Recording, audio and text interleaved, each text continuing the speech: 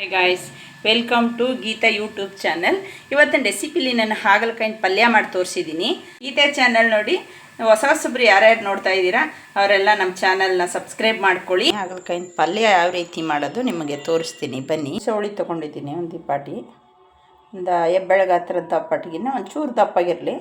ಹುಣಸೆ ಉನಿ ಹಾಕ್ಬಿಟ್ಟು ಕಲಿಸ್ಕೊಳ್ಳೋಣ. ಹಾಗಲಕಾಯಿಲಿ ಇವಾಗ ಒಳಗಡೆ ತೊಳೆ ಎಲ್ಲ ತೆಗೆದಿಟ್ಕೊಂಡಿದ್ದೀನಿ. ಇವಾಗ ಸಣ್ಣಕ್ಕೆ ಹಚ್ಕೊಳ್ಳೋಣ ಬನ್ನಿ. ಯಾವ ರೀತಿ ಮಾಡೋದು ನಿಮಗೆ ತೋರಿಸ್ತೀನಿ ಬನ್ನಿ.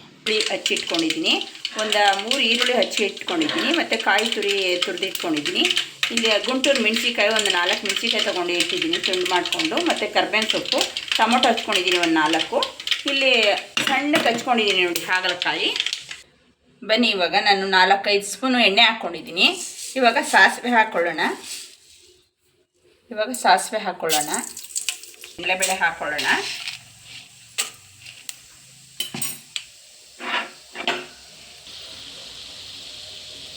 ಇವಾಗ ಈರುಳ್ಳಿ ಹಾಕ್ಕೊಳ್ಳೋಣ.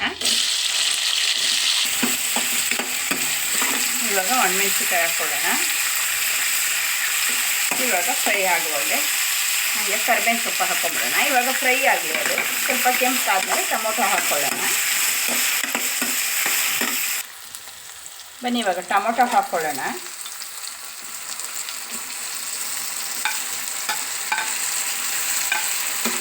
ಟೊಮೊಟೊ ಒಂದು ಸ್ವಲ್ಪ ಫ್ರೈ ಆಗಲಿ. ಇವಾಗ ಹಾಗಲಕಾಯಿ ಹಾಕ್ಕೊಬಿಡೋಣ. ಈಗಂತ ಇದು ಶುಗರ್ನವ್ರಿಗೆ ಎಲ್ಲ ತುಂಬ ಭಾಳ ಆರೋಗ್ಯಕ್ಕೆ ಒಳ್ಳೆಯದು, ಚೆನ್ನಾಗಿರೋದು ಕೂಡ ಒಳ್ಳೆಯದೇ. ಇದು ರೊಟ್ಟಿ, ಚಪಾತಿ, ದೋಸೆ ಒಂದ್ಸಲ ಮಾಡ್ಕೊಂಡು ತಿನ್ಬೋದು. ಮೇನ್ ಪಾಯಿಂಟು ಮಾಡೋ ರೀತಿ ಗೊತ್ತಿರಬೇಕು. ಕೆಲವು ಮಕ್ಕಳುಗಳಲ್ಲಿ ದೊಡ್ಡವರೇ ಅಲ್ಲಿ ಕೈ ಅಂಶ ಅಂದರೆ ತಿನ್ನಕ್ಕೆ ಹೋಗಲ್ಲ ಇದನ್ನು ಐಟಮ್ನ, ಕೈ ಇದೆ ಅಂತ. ಇದು ಯಾವ ರೀತಿ ಕಹಿ ಬರಲ್ಲ ಆ ರೀತಿ ನಾನು ಇವಾಗ ಮಾಡಿ ತೋರಿಸ್ತಾ ಇದ್ದೀನಿ. ಸ್ವಲ್ಪನೂ ಕಹಿ ಬರಲ್ಲ, ಅದು ಮಾಡೋ ಮೆಥಡಲ್ಲಿ ಇರುತ್ತೆ ಅದು ನೋಡಿ. ಇವಾಗ ನಾನು ಇಷ್ಟು ಬೆಲ್ಲ ಹಾಕೋತಾ ಇದ್ದೀನಿ. ಇವಾಗಲೇ ಹಾಕಬೇಕು ಬೆಲ್ಲನ. ಈ ರೀತಿ ಬೇಗ ಹಾಕಿದ ತಕ್ಷಣ ಬೆಲ್ಲ ಅದು ಕೈ ಅಂಶ ಎಲ್ಲ ಎಳ್ಕೊಳ್ಳುತ್ತೆ ನೋಡಿ. ಇವಾಗ ಎಲ್ಲ ರೆಡಿ ಆಯ್ತಾ ಬರ್ತಾ ಇದೆ. ಇವಾಗ ಹುಣಸೆ ಹುಳಿ ಹೇಳಿದ್ನಲ್ಲ ನಿಮಗೆ, ಅದನ್ನು ಕಲಸಿಟ್ಕೊಂಡಿದ್ದೀನಿ. ಇವಾಗ ಹಾಕೋಣ. ಈಗ ಬೇಳೆ ಸಾಂಬಾರು ಪುಡಿ ಹಾಕ್ಕೊಳ್ಳೋಣ, 1 ಸ್ಪೂನ್ನಷ್ಟು. ಸರಿ ಹಾಗಲಕಾಯೇ ತೊಗೊಂಡಿದ್ದೀನಿ ನಾನು. ವೈಟ್ ಹಾಗಲಕಾಯಿ ಅದು ಕಹಿ ಬರುತ್ತೆ, ಇದು ಕಹಿ ಬರುತ್ತೆ. ಅದಕ್ಕಿಂತ ಇದು ತುಂಬ ಜಾಸ್ತಿ ಕಹಿ ಬರುತ್ತೆ.